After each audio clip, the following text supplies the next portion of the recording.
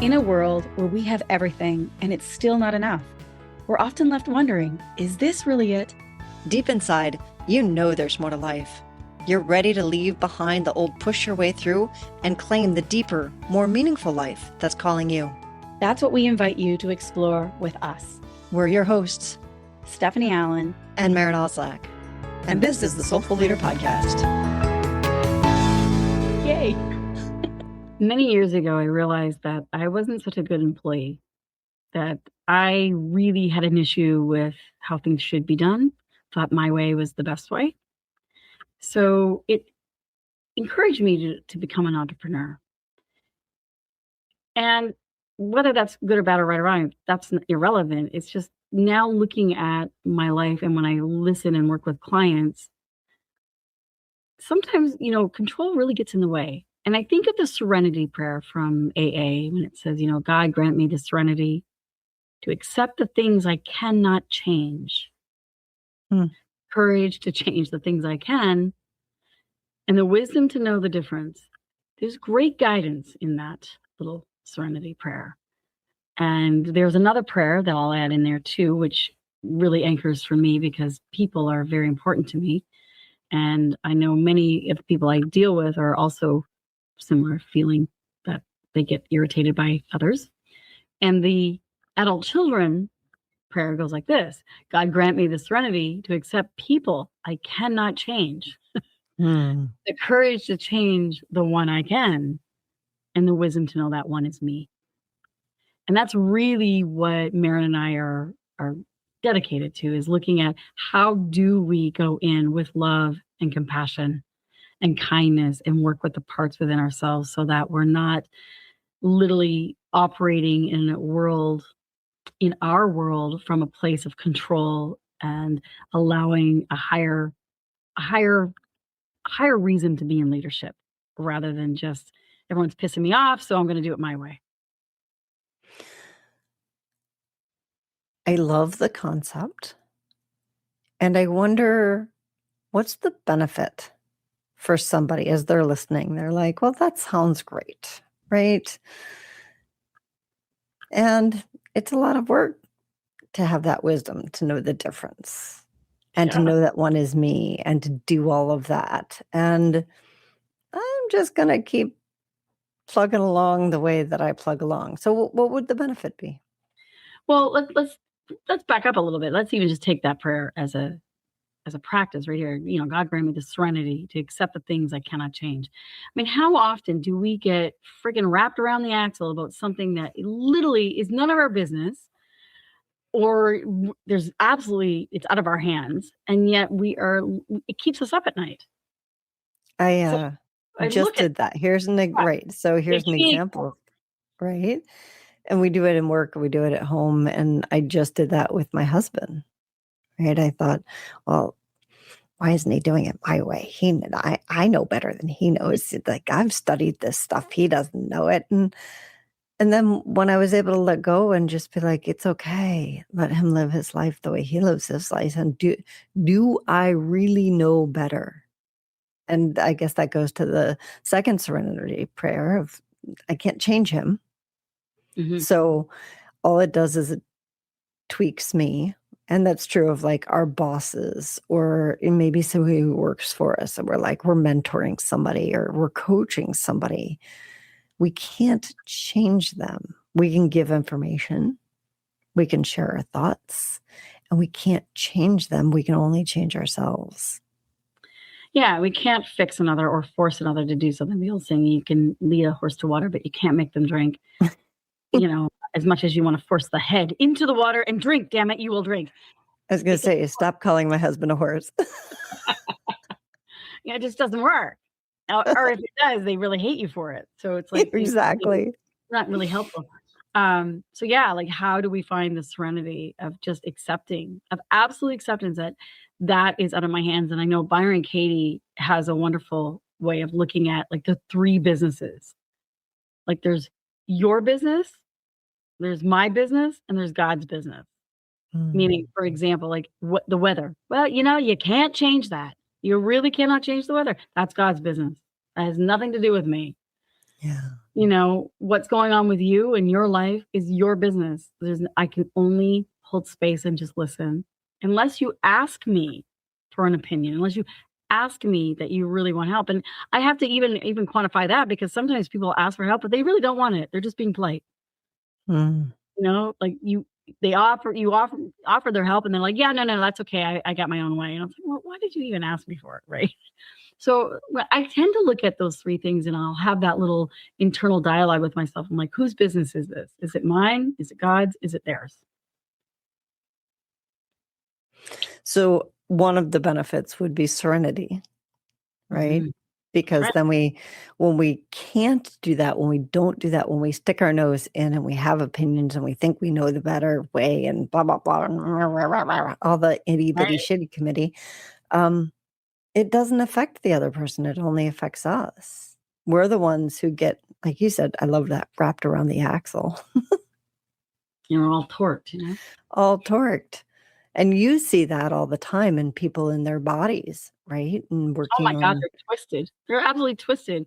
And they're like, why does my neck hurt? Why do I have a pain in the back? I'm like, well, it probably isn't just a physical reason. You probably internalize something and have been chewing on it. You can't digest it. And so your body is a side effect. This happens a lot, especially when people go to the doctor and the doctor says, well, I've done all the tests and there's nothing wrong with you. Well, and I also think about all of the digestion issues that are so prevalent right now. There's, SIBO, small intestine bacterial overgrowth, something like that. And there's, they all have acronyms, and I don't know all the acronyms. I just know that there are a lot of people dealing with digestion issues. And when you just said that, it was like one of those like V8 things, like, oh, that's it. Yeah. We can't digest that. We can't digest our lives. It's not yours to digest sometimes. It's like me giving you steel wool and say, here, Maren, eat the steel wool. And you're like, what? First of all, why would I eat steel wool? Second of all, it's really not really nutritious, nor should I. You're not a goat. You can't digest a tin can. Really.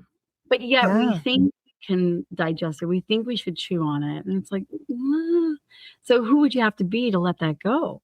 Yeah. Because it's not yours. So to have some serenity with that, because that is the benefit. It will give you the serenity. It's like, okay, that's really So I also hear the benefit of our own bodies, giving space to your own body to do what our bodies want to heal. They literally do. If we give it the space and the environment and the things that it needs, right? So if we're constantly inundating it with foreign bodies like steel wool, other things that it's not ours to digest, it's not ours to do, it's not ours to take on, and yet we try to take it on, we think it's ours to do, we beat ourselves up over not being able to change somebody else and what they're going through, and all the stuff that we take on. No wonder our bodies are not healing. Yeah, there's two things that I hear about, people will say, it's like, not my circus, not my monkeys. Or what somebody else thinks of me is none of my business. Right. Which, well, they're true. I actually love both of those. I've used both of those. I've used both of those too. And if you're torqued about it, you're still wrapped around the axle of it, then there's some part of you that's still invested in it. Yeah. Then it's just a saying. It's just a saying. It's like you haven't integrated it into your life yet to go, yeah, actually, that is true. That's true. It isn't my business. And so it goes to the next thing, God grant me the serenity to accept things I cannot change. The courage, that's the key. There's your benefit, the courage to change the things I can. We often think we need courage in order to change something, but actually it's in changing something that gives us courage. It's backwards. I'll hear parents say, well, my kids, they can't get a job, or they can't live on their own. They can't have a good life. And I'm like, well, keeping them at home and is actually enabling them. Like, have them pay rent or do something. I said this to a really good friend the other day. I said, I understand that he's going through a hard time, this child, this young person. I said, but have you asked help around the house? Like, get them to mow the lawn, get them to do the laundry, get them to whatever, cook supper once in once a week, or do something, look after the dog. Or there are things that they can do to make them feel like they have confidence, that they have value, they have worth. Otherwise, just doing nothing is actually eroding one's courage and confidence. Mm. So I think of that aspect too, of like, okay, is there something that I know I can change? Well, I can't wait for the courage to show up for me to change it. I've got to start. And yes, you know what? I'm going to make a mess, because just like when we walked for the very first time, we're like, we're going to fall over and it's going to look bad and probably pretty funny. And we might bruise ourselves a little bit, and whether it's bruising ourselves physically, but mostly probably our ego gets a little damaged. And that's okay. You're learning. You tried, and keep doing it. Keep working. Ask for help. Get guidance. This is what will build confidence and courage. I think that one of the things I'm hearing is similar in that, similar to what we're talking about just a moment ago with the first tenant, in that both of them require self-reflection. Absolutely. If I just start and go, right, which is unfortunately oftentimes how we're taught, like set a goal, head down, butt up, go, go, go. If we don't have that piece of self-reflection in there to look and go, oh, like you said, like a little kid standing up for the first time to try and walk, and then they fall down and they get back up and try it again. And there is an intuitive for that level of how we're evolving. There is an intuitive sense of that wasn't quite right. I need to try it differently the next time. Right? Yeah. It's not a conscious thing. And then we get to a point in our lives where it needs to start to become a conscious action, that review process. Otherwise, we're just without the harshness of judgment, like that. Yes. Faith and curiosity and kindness with yourself. It's like, first of all, high five yourself for at least trying something different and new. Like, fantastic. Doesn't matter if you fell flat on your face or your ego got burned or whatever. It's like you went for it and you probably learned something. And I know my little inner shadow would say, yeah, I'm not doing that again. Like that's where, and I say my inner shadow because it's like, yeah, but if I don't ever do it again, I'm not going to get the courage or the confidence. So is there another way I could approach it? Think of acting. How many times they have mistakes? Take one, take two. Those are mistakes. And so they'll try all these different angles and approaches. And what if we looked at life as a drama, as a play, and you're the actor in it, and you're trying on different roles or different outfits or different scenes with something that you want to develop courage or confidence with. And so it's not so harsh. We have mentioned Roger James Hamilton on this channel a couple of times. So if you are a regular listener, you know that he was a coach of both mine and Stephanie's for a while. And he had this way of talking about courage, confidence, and commitment in flipping them. So oftentimes we assume that we need the courage in order to start something that will build the confidence, and then we'll commit to it. So we hold back and we're just not sure. We're not going to commit to it yet. And we want to keep ourselves safe, right? And he talked about it from, it's actually backwards. Mm-hmm. The way that we're designed is that we first have to commit. That's the first place, is to start with a commitment. And what you were talking about is that's a commitment to me. Like, say, for example, the kid who's living at their parents' house, whether it's at the parent level or the kid level, like the parent saying, I'm going to commit to allowing my child to, be in a place where they're uncomfortable, or from a child level, I'm going to commit to being uncomfortable, whatever. So there's the commitment level first. That actually builds confidence. And that's what you were saying before, is 100%. That's what builds the confidence, is from the commitment. Because once we commit, then we do things and we build our confidence. And then finally, that means that we've built the courage. And the So we keep clarity. waiting for courage and the clarity. And I think that's actually what he was talking about. I didn't remember that one, but yeah, it's the clarity. Then clarity shows up, and having that reflection process that we were talking about, that self-reflection, going back and reviewing, did that work? Yes, thank you, more please. Did that not work? Oh, I need to tweak something, right? I need to try Instead it of shutting down. in a way. Yeah. Yeah. So I always found that fascinating, and that tucked away in the back of my brain of we look at that backwards. And it's really helpful to realize that don't wait for the courage. Right. Commit. And this leads right into the third part, the wisdom to know the difference. Mm. Exactly what we're talking about. Like, until you actually start to practice taking the actions, listening, reflecting, then you'll start to discover that there's wisdom, that you start to develop. Okay, you start to learn what is yours and what isn't. And that's the clarity. Mm-hmm. Yeah, we have so much conditioning around who we're supposed to be and what we're supposed to do and all of this stuff. And we assume that we know who we are. And we don't have that clarity of who we actually are. So to commit to a process of, I want to know who I am and what it is that's mine to do. So that I can have that serenity and that peace and come from a place of, yeah, that's where meaning really truly comes from. We can make anything meaningful, and it's not about making it meaningful. It's actually about uncovering the meaning that we came to bring to this world.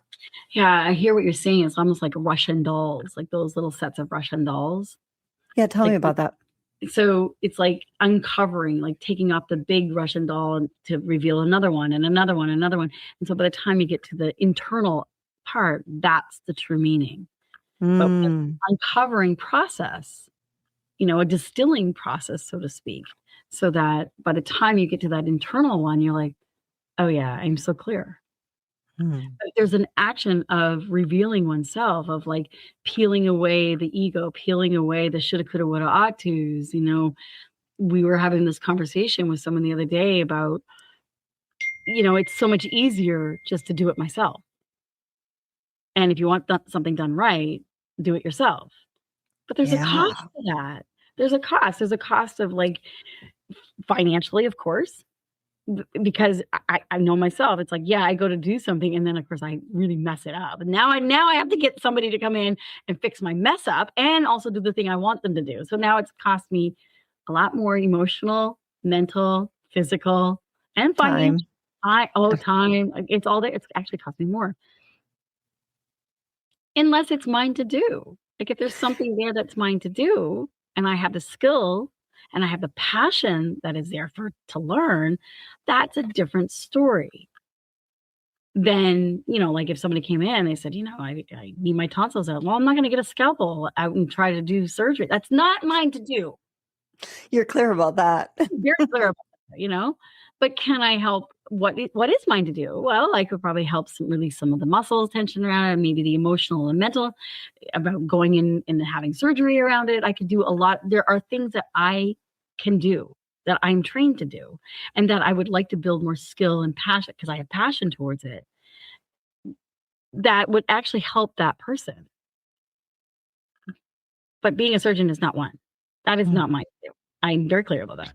But I mean, that's kind of a silly one. But I can tell you there's people out there that will, oh yeah, I can do that. No, you can't.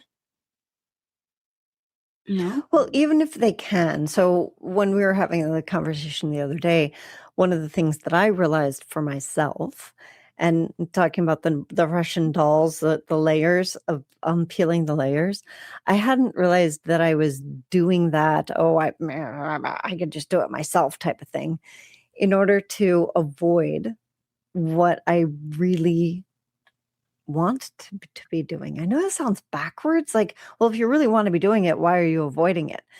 That's a great question. And that's something that I have been looking at. So we opened our pool ourselves this year instead of hiring the pool company to do it. And that has just been kind of a nightmare. It's taken 5 times as long. And we put chemicals in we shouldn't have put in, when we shouldn't have, like just all the stuff that we did wrong that you were talking about, right? Like, oh, we could do that. We could just do it ourselves. And why so pay now $1,000 for a professional to do it when I can do it myself? exactly.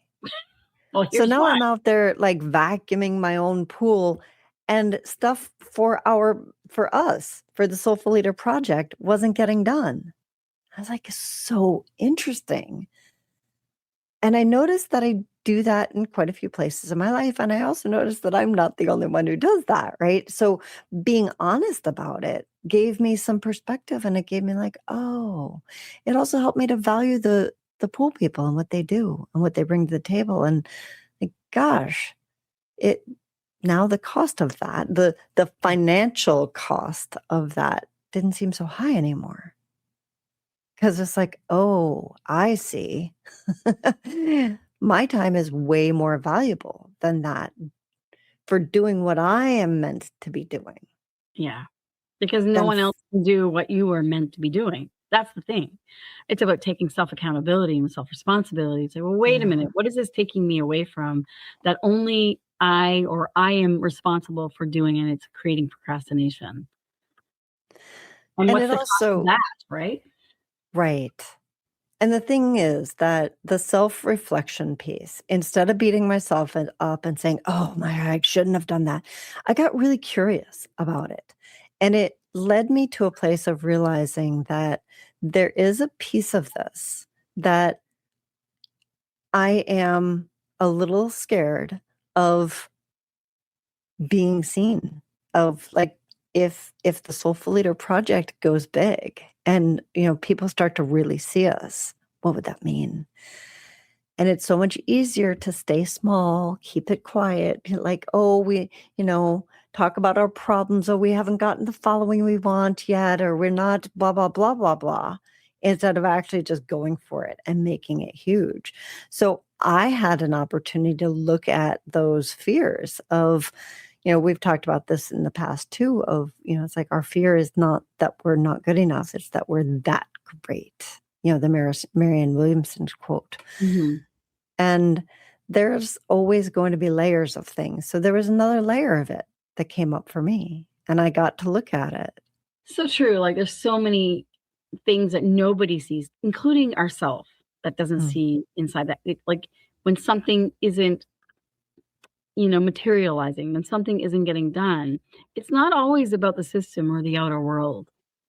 Sometimes there's something, or there's a belief system, or there's something that needs to develop skill within yourself that has to get honed in order for you to be ready to receive or ready to take action, or like you had said earlier about the clarity and the courage and the confidence. Like there's a pathway of something, and everyone has a different pathway. There isn't just one size fits all. And the more we try to force it and fix it and figure it out, the less it's going to happen. It's not out there, it's in there. Yeah. It's already inside of you. And I don't think as a society we've been encouraged to look inside. Mm-mm. I think, like you said about Marianne Williamson, that whole quote around, we're afraid of our light, not our darkness. Mm-hmm. We're actually quite familiar with our darkness, and we're not afraid of it.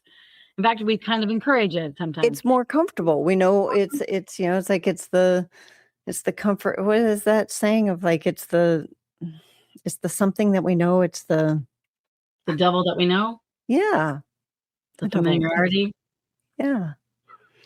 Yeah, it's so true. Rather than stepping out into the unknown and discovering your gifts and strengths and your value and your worth, not from an arrogance or an entitlement place, but from an absolute place of service and leadership. And that's what it means. And it's an act of self-love, by the way, to look inside. That's the thing that I did want to say, is that I didn't look at it as there's something wrong with me, which is something I would have done like every day of the week a few years ago. Like, That's the old Maren would have been like, oh, I'm not good enough. I didn't do it. And, like, instead, I really looked at it from the place of, I made a commitment to have this go big. And so I did something right, that this information came into my awareness of, oh, I'm vacuuming the pool to procrastinate and stay small. That wasn't wrong. It was just that's another layer of programming that's inside of me, that I have an opportunity. When I really go for it, all of those layers are going to come up. So when they come up, they're not the evil, the bad. They're actually, it's not that I did something wrong. I did something right. And it's my self-love that will say, great, bring it on. Let's find the next layer. Because I want to do this. I really am committed. You're on to something. Keep going. Yes.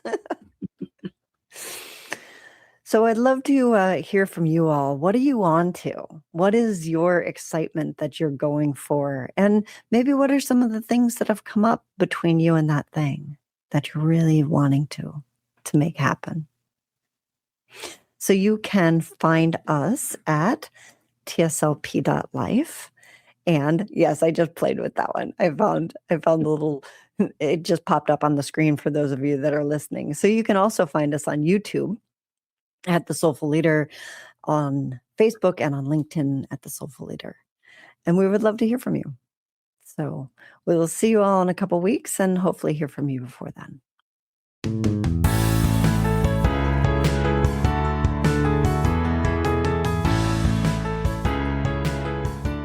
And that wraps up another episode of the Soulful Leader podcast with your hosts, Stephanie Allen and Maren Oslack. Thank you for listening. If you'd like to dive deeper, head over to our website at thesoulfulleaderpodcast.com. Until next time.